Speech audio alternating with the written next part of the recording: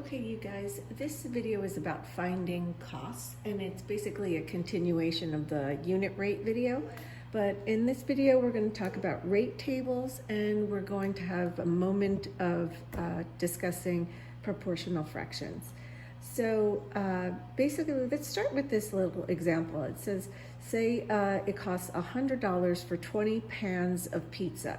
What is the cost for each pan? How many pans can you get for $50? And one of the ways that we can figure out problems like this is to set up a rate table.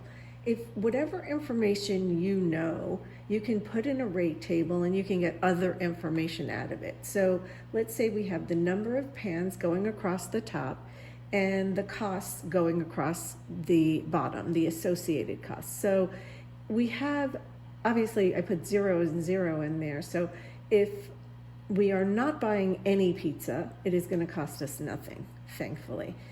If we are going to spend $100, we are going to get 20 pans of pizza. That's what the problem told us. Well, what if we spent half as much? Well, then we'll just get half the amount of pizza. And what if we didn't spend half as much? What if we spent double the amount if we wanted to buy double the amount of pizza? So if we doubled the number of pans to 40, then we would just double the price to 200, okay? And what if we, let's say, simplified this fraction right here? If it's 10 for 50, then that's true that it would be 1 pan for $5, okay? And we know anything attached to the 1 is a unit rate, right?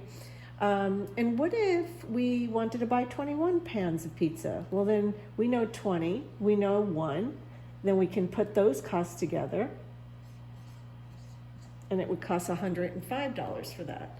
Okay, what if we wanted to buy 30 pans of pizza? Well, if we know the cost of 20 and we know the cost of 10, we can put those costs together and get $150. Okay, so it's just a real good strategy for figuring out costs that I know you're going to be using. So put this away, and let's talk about 2 unit rates that you could get on any kind of question. Basically, you can always flip your fractions in both directions and get a different unit rate. So you can get the cost per pan, or you can get the number of pans that you can buy for $1. So let's do our example again, and say we have that $100, right? That's my dog crying. Okay, $100 for 20 pans. How much will it cost for 1 pan?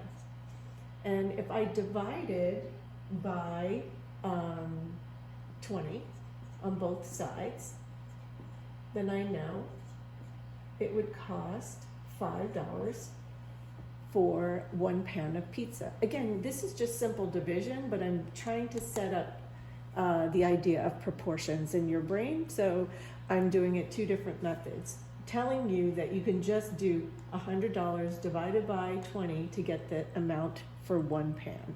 So we said the cost is $5 for each pan, or $5 per pan, right? Okay, so what if we flipped it and we put the number of pans on top and we said it's 20 pans for, cost 400, sorry, not 400, that would be crazy. 20 pans cost $100, right?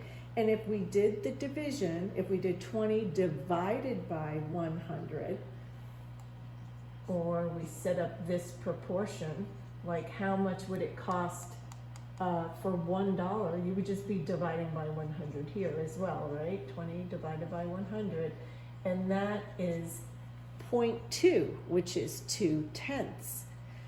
2/10 is also equal to 1/5.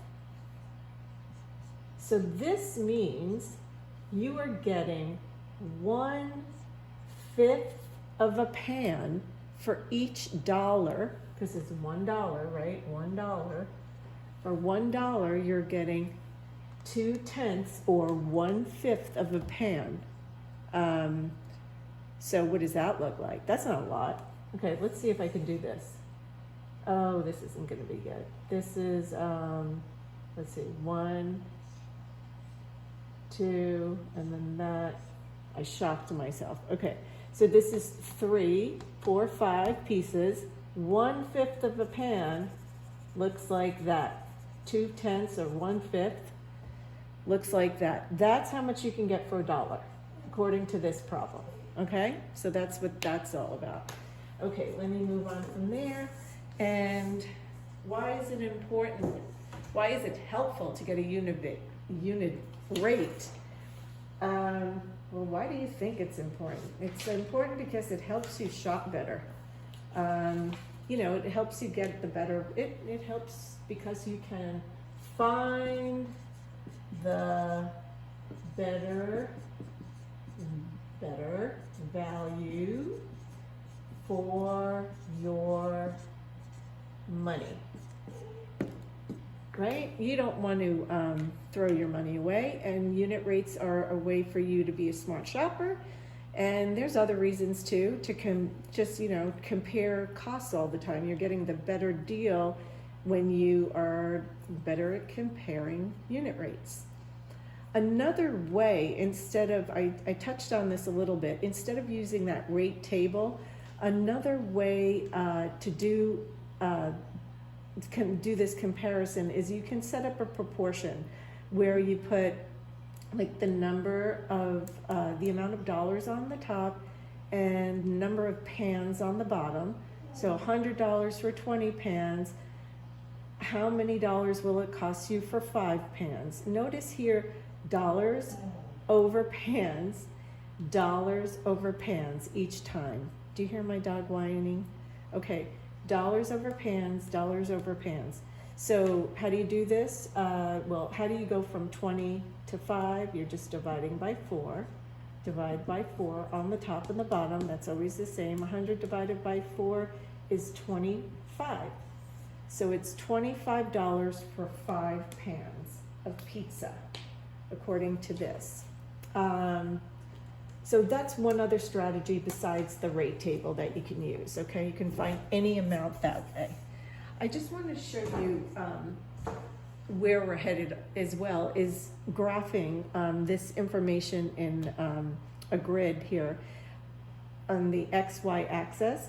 You know, the X is this value that's going across, that's the number of pans, and the cost is the Y axis, which is going vertically. And when I put these plots in, when I plot those points in from the rate table, I am finding that this is making a line, a straight line that goes right through the point 0, 0. So you see I have the point 0, 0 on my table. That was the point when we didn't spend any money, we got no pans of pizza, right? And then we found for 1 pan of pizza that costs for $5. My dog is whining. Okay. For 10 pans of pizza that costs 50. For 20 pans that cost 100. If we plot it, we get a line going straight through the 0, 0. And we call that a proportional,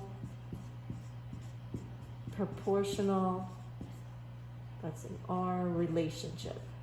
And we will talk about that more for sure. And the unit rate, we can see that right here, that unit rate is, oh, it should have been right there, labeled 1, 5. The unit rate is 1, 5 that we see there. And what is that saying? That's saying for one pan of pizza, it costs you $5.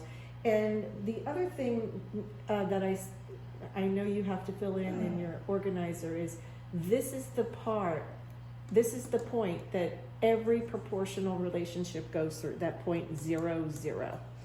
Okay, so I am going to end it there. If you have any questions, here, let me go down a little bit. That's what that says. If you have any questions, please feel free to ask me, and also replay this video.